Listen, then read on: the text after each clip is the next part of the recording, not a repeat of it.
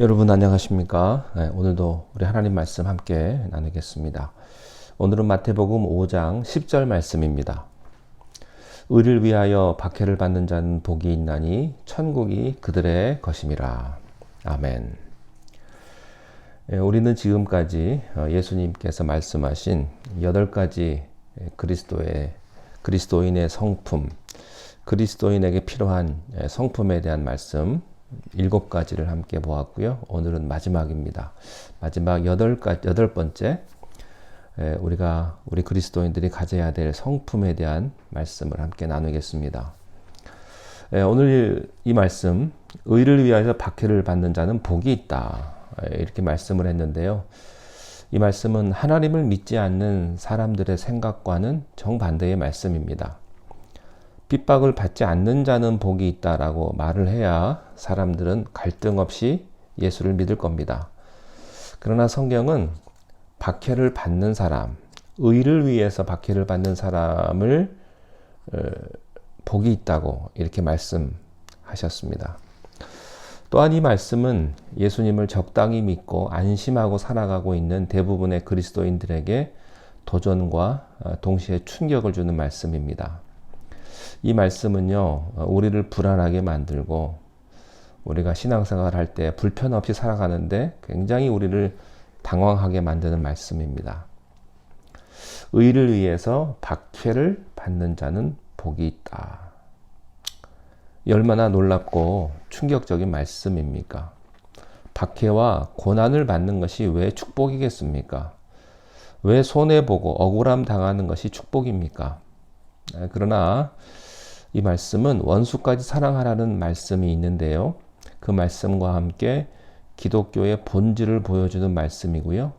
참된 그리스도인의 모습과 성품을 보여주는 말씀입니다. 역사상 예수님의 산상 설교를 이 팔복을 가장 중요했던 한 사람이 있습니다. 그 사람이 바로 철학자 니체입니다. 이 사람처럼 팔복을 저주한 사람은 없습니다. 그는 안티크라이스트, 그 반그리스도라는 책에서 예수님의 팔복의 정신을 격렬하게 공격을 했고요. 또 팔복 대신에 그는 짜라투스트라는 이렇게 말했다라는 글을 썼습니다. 그리고 하나님은 미쳤고 죽었다고 주장을 합니다. 그러나 하나님이 죽은 게 아닙니다. 니체의 마음에 하나님이 죽은 것입니다. 사람들은 하나님이 없다고 말을 하는데요. 그 사람에게는 하나님이 없을지 모르겠습니다. 그 마음에는 하나님이 죽었을지 모르겠습니다. 그건 그 사람 마음일 뿐입니다. 신약에서는 의를 위해 핍박을 받는 그리스도인의 모습을 여러 곳에서 말씀을 하고 있습니다. 디모데후서 3장 12절에 보면은 무릇 그리스도 예수 안에서 경건하게 살고자 하는 자는 박해를 받으리라. 또 갈라디아서 4장 29절에 이렇게 되어 있습니다. 육체를 따라 난 자가 성령을 따라 난 자를 핍박한 것 같이, 박해한 것 같이 이제도 그러하도다. 사도 바울도요, 로마서 8장 17절에서 이렇게 고백을 합니다. 그와 함께 영광을 받기 위하여 고난도 함께 받아야 될 것이니라. 생각건대 현재의 고난은 장차 우리에게 나타날 영광과 좋게 비교할 수 없도다. 예수님께서도요, 우리 그리스도인들이 이 말세에, 이 마지막 때에 환난을 받을 것을 경고하십니다. 그리스도인은 미움과 박해를 받을 것이다. 우리가 그 성품 8가지를 공부하고 있는데요. 마지막 단계인데, 우리가 앞에서 함께 나누었던 이 7가지의 성품은요, 이 마지막 성품으로 다 녹아내립니다. 여기에서 하나가 됩니다. 즉 마음이 가난한 성품, 애통하는 성품, 온유한 성품, 의에 줄이고 목마른 성품, 긍휼한 마음, 청결한 마음, 화평케 하는 그런 마음, 그런 성품이 한데 어우러져 나타나는 것이 바로 의를 위해서 박해받는 것입니다. 이 팔복에 대해서 함께 나누면서 느끼신 점이 있으십니까? 이 팔복은요, 절대 공격적이지 않습니다. 예수님이 제시한 이 성품에는요, 반항적이지 않고요, 폭력성이 없습니다.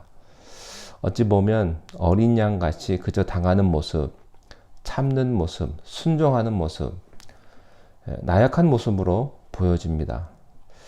그래서 도대체 이 성품을 가지고 현대 이 세상에서 어떻게 우리가 살아갈 수 있겠느냐, 살기가 어렵다고 느껴지는 그런 의문이 드는 그런 성품들이에요. 그러나 여러분, 지는 게 이기는 겁니다. 맞는 사람이요, 때리는 사람보다 편합니다. 십자가에 순종한 사람이 십자가의 능력을 체험할 수 있는 겁니다. 자, 그러면 의를 위해서 핍박받는 것, 박해를 받는 것에 대해서 조금 더 생각을 해보겠습니다. 예수님께서 의를 위해 박해를 받는 것이 복이 있다고 말씀을 하셨지, 그냥 박해받는 것이 복이 있다 말씀하지 않았습니다. 다시 말하면 박해받는 것 자체는 복이 아닙니다. 단순한 박해나 고통을 겪는 그 자체, 어떤 고통을 즐기는 것이 복이 아니라는 말씀입니다. 당하는 것이 복이 아닙니다. 세상에는 많은 사람들이 고통을 겪죠. 박해를 받고요. 또 개인이나 단체나 또 그리스도인들도 박해를 받습니다. 고난을 받습니다. 여러 가지 핍박이 있습니다. 그러나 모든 고난, 모든 박해가 다 의를 위해 받는 박해는 아니다라고 하는 것입니다. 자, 그렇다면 우리가 먼저 의를 위해서, 의 때문에 받는 박해가 아닌 경우를 좀 생각해 볼 필요가 있습니다. 첫 번째는요, 누구를 반대하기 위해서 받는 박해는 의를 위해 받는 박해가 아닙니다.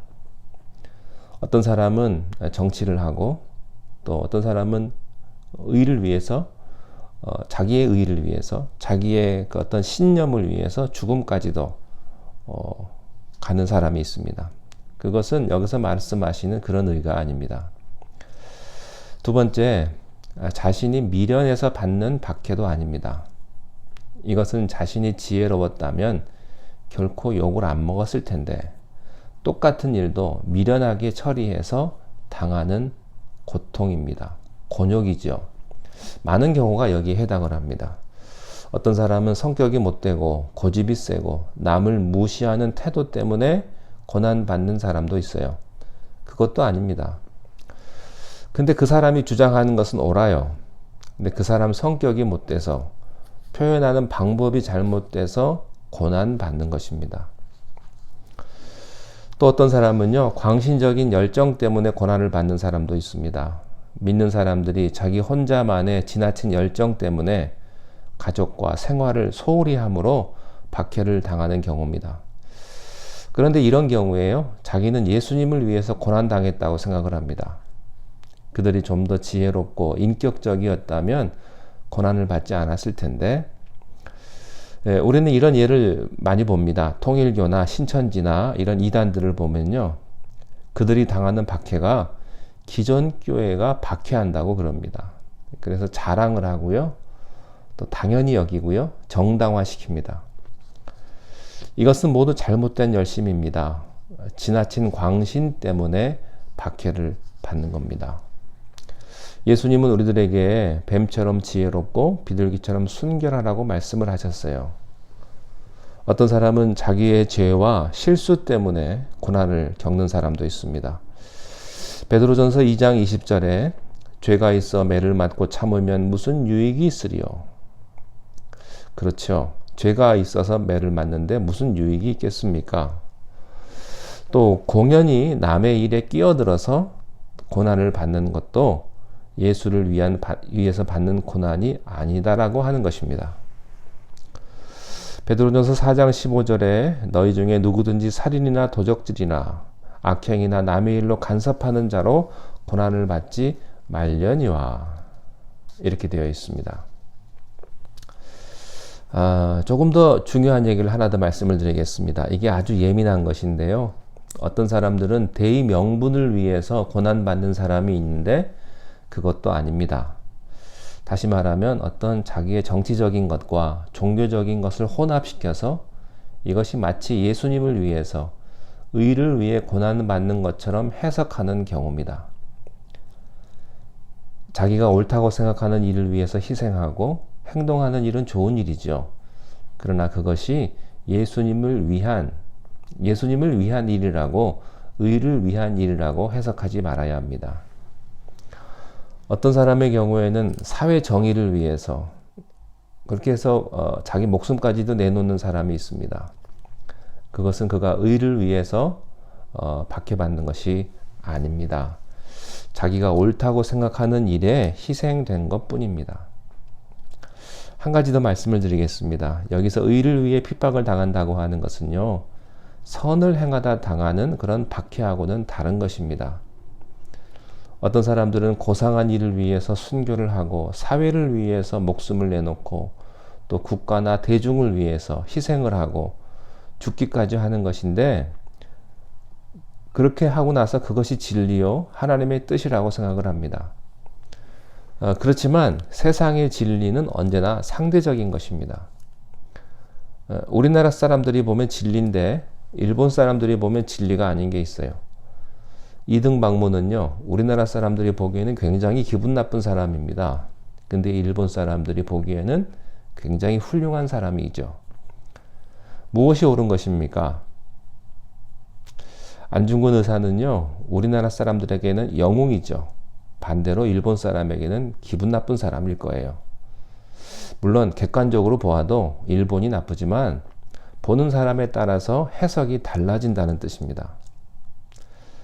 만약에 우리가 어떤 민족적인, 국가적인 감정을 빼고 이야기한다면 객관적으로 옳을지도 모릅니다.